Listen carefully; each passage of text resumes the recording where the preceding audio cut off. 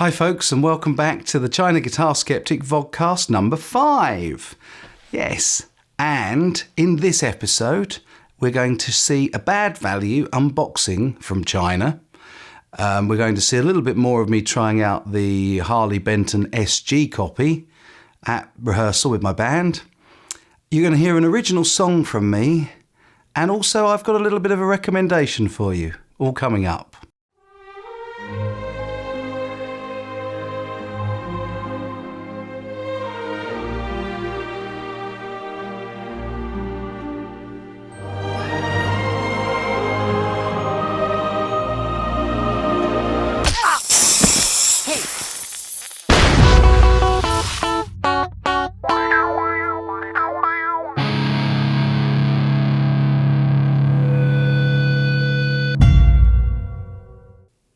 Sorry it's been just over a week since the last upload, only we've been away on holiday.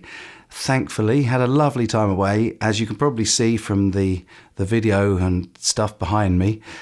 We went in June to Greece and liked it so much that the day we came back, we booked another week to surprise the children, and we didn't tell them till we got to the airport, so that was quite a lot of fun. And yeah, had a great time, but as a consequence, it's been a little bit over a week for me to get this next video out for you. So on Tuesday evening this week, I took the Harley Benton SG to band rehearsal to put it through its paces and give it a bit of a tryout with the band. And I also took Bluey, the MILTON prototype, but I ended up playing the Harley all evening. It's a nice little guitar, great value for money, and stayed in tune all evening. And I'm going to show you a little demo of a clip now, which is especially for Dennis Neo, because when I did the unboxing of this guitar, I really wasn't on form, and Dennis very kindly pointed out that my version of Back in Black by AC/DC, the riff to that was somewhat awry, a tad awry, I think he described it as. So Dennis, this is just for you, mate.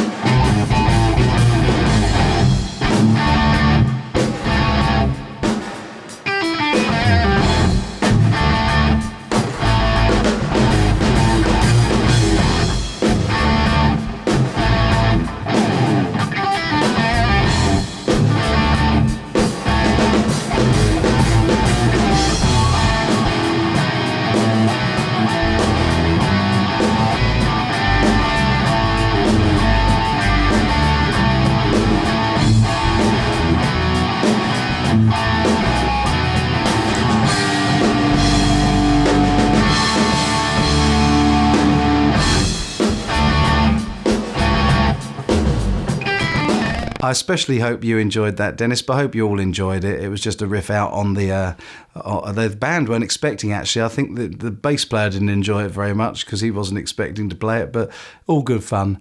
And I think the sound of the Harley Benton SG through what was the 5153 50-watt head played through a Marshall 4x12 cab sounds absolutely spot on, really does. Great little authentic tone there. Hopefully you'll agree. So anyway, hopefully I'll put Back in Black back as it should be. Next up, I'd like to bring your attention to a really neat young guitar player who I've just discovered. I'm trying to throw a few helping hands out there to people who I think are great players and have got a cool channel going, but haven't got very many views or subscribers. And this young guy called Ayrton Lenny, I think you'll agree, is quite some talent. See what you think of this.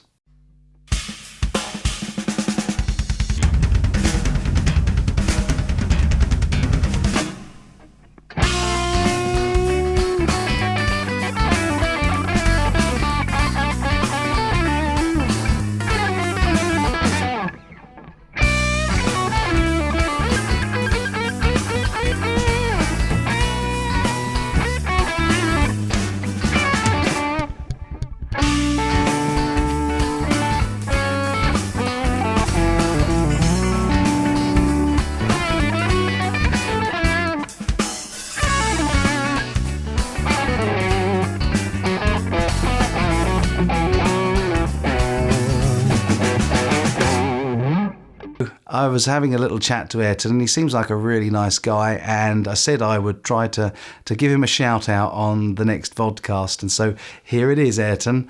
And yeah, please go over to his channel, which I'll put the link for down below, and go and have a look at some of his other videos and put some likes up there and subscribe to him if you really like him. And I hope it helps you out, Ayrton. Okay, next up, I bought something in China recently, and it didn't turn out to be better value than it would have been buying it in the UK, and here's why. Okay folks, today I'm going to tell you a little tale of woe, where actually it worked out more expensive to get this thing that I'm going to unbox today from China than it was to get it in the UK. Now, what we should have in here is a TC Electronics M350, a genuine one, because they're sold legitimately in China. And I did get this one from AliExpress from Sounds Good store. Now, back in the start of August, this unit in the shops in the UK was around £200. That's about $307 US.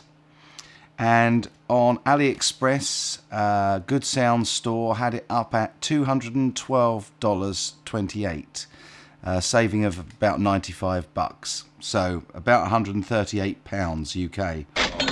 So I bought it on the 16th of August and waited 12 days, and it arrived on the 28th. I paid £22.19 import duty, VAT and handling, giving a total of £160 UK.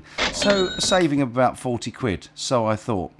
However, in the time between ordering and receiving it, the 12 days, it had been discounted by Gear for Music in the UK and Digital Village 24/7 to 125 British pounds. So effectively, I paid £35 more from China, where it took 12 days to come, than I would have paid in the UK, where it would have been with me next working day. So a lesson for us all. Don't always think that things are cheaper in China. Anyway, let's open it. And of course the other thing is that with this, if there's any issues or anything wrong, I've still got to deal with the Chinese and sending it back and raising a dispute and all that nonsense. How does this relate to guitars? Well, you've all seen the Harley Benton I just bought, and from Tom Man in Germany. And my point here is that you're not always getting a better deal, even financially, by buying things cheaper in China. Anyway, let's see what we get for our pennies out there when it comes to this one. This is a devil to open. Let's rip it down every seam.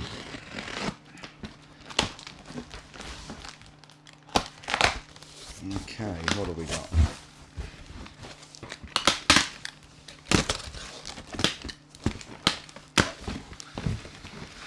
So we get rid of the outer box, and the inner box looks pretty plain and generic. Let's hope inside here there's another TC Electronics box. Aha, there does appear to be. So here we go.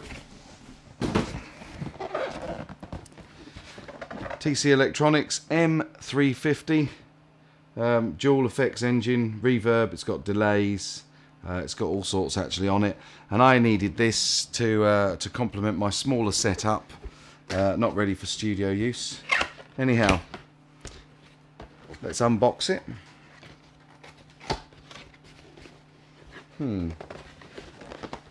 What have we got here?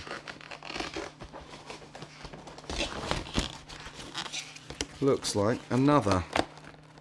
Oh no, it's just the end of that. Holding that in. Take out some of the fluff. What have we got with it? We have got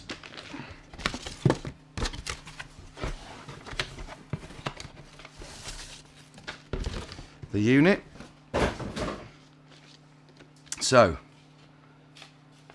good thing is we have got the warranty document and guarantee. So by filling this in and sending it off to Denmark, we have got a legitimate piece of kit. Chinese plug, no use to me, but luckily it's IEC, so I've got hundreds of them. And the user's manual, which, like most guys, I won't even look at. So there we go. We'll fill this in and we'll give this a try. I'll come back in another video and give you a demonstration of it. But there is the TC Electronics M350. All the inputs and outputs look correct. Yeah, it's a genuine TC Electronics. I've used these before, or I've seen them before, I should say. A friend of mine has one. All the knobs and buttons all seem to be in order. All that remains is to plug it in and try it, which I'll do right now. And let's see if the power works. Okay, so I've got a UK power supply. Let's pop it in and hope that it all comes up. Probably missed something, probably something I need to do the first setup. Preset, load. There we go. Loaded preset 5. Obviously fiddling about with this. I'll try and get an example of what it sounds like. Inputs left and right in stereo, and outputs left and right in stereo. Or alternatively, they can be used independently as mono effects.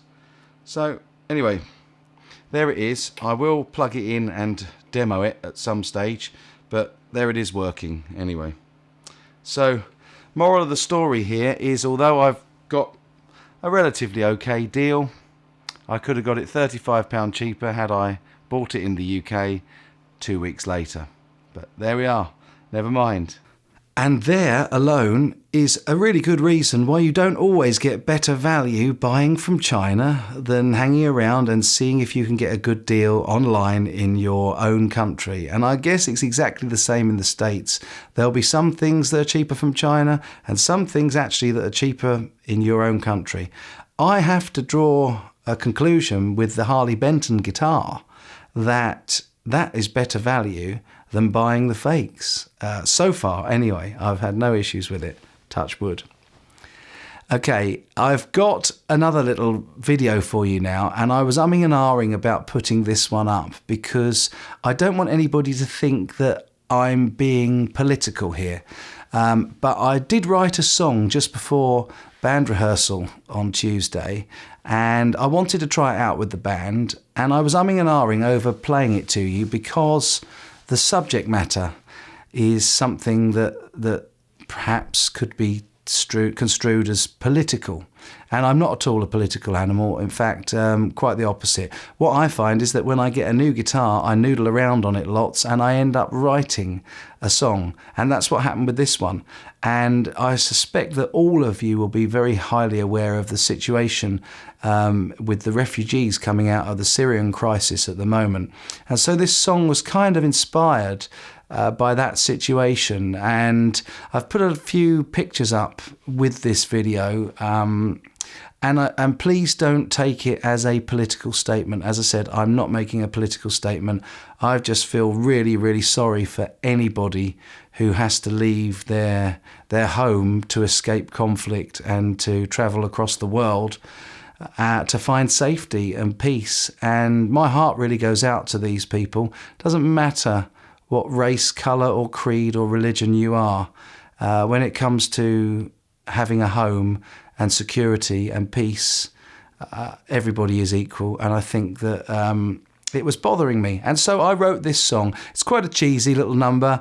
It's in the 80s and stroke 90s rock style that I really enjoy. And I hope some of you really enjoy it as well. And I'm sure you'll let me know what you think in the comments down below.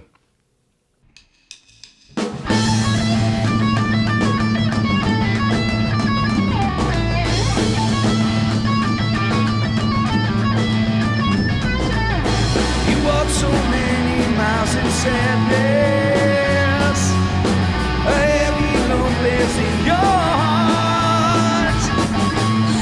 The place you once called home is far away now. It's not fair. Does anyone care that you're fighting the night and walking 1,000 towns for a moment of delight and a place to be found? Running away from the thing that breaks your heart. This new start. It's so lonely, if only. It's so lonely with a broken heart. It's so lonely, if only. It's so lonely with a broken heart.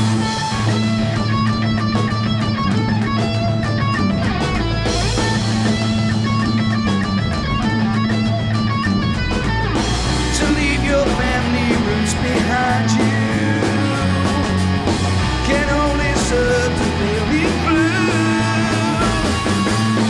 At least you're not alone. There's thousands more in the boat with you. You're fighting the nights and sailing 1,000 oceans for what is right and the safety of your emotions, hiding away from the thing that breaks your heart. This new start. It's so lonely, if only. It's so lonely with a broken heart. It's so lonely, if only. It's so lonely with a broken heart. And when the curtain falls and we can see it all, maybe we will understand. Maybe we will lend a hand. Wouldn't that be grand? So lonely, if only. It's so lonely with a broken heart. So lonely, if only. It's so lonely with a broken heart. It's so lonely, if only. It's so lonely with a broken heart. It's so lonely, if only. It's so lonely with a broken heart.